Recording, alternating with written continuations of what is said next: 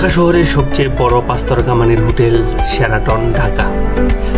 এটি রাজধানীর কামাল আতাতুর্ক এভিনিউতে অবস্থিত।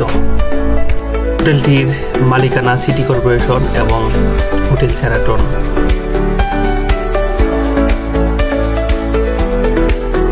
হোটেল শেরাটনের মালিকানার একটি অংশ ঢাকা উত্তর সিটি কর্পোরেশনও রয়েছে। দৃষ্টিনন্দন এই হোটেলটি 28 তলা বিশিষ্ট। এই হোটেলে রয়েছে সুইমিং পুল, উপরের তলায় রয়েছে হেলিপ্যাড এবং 5 তারকা মানের হোটেলের সকল সুযোগ সুবিধা রয়েছে এই হোটেলে।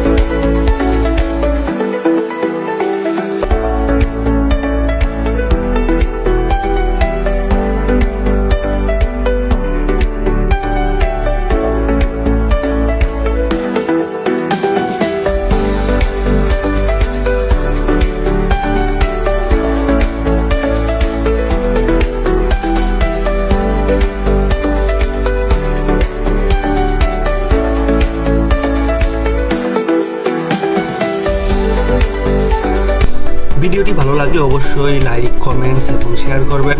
আর ইউটিউবে সাবস্ক্রাইব করার অনুরোধ রইল। সবাইকে ধন্যবাদ। আল্লাহ হাফেজ।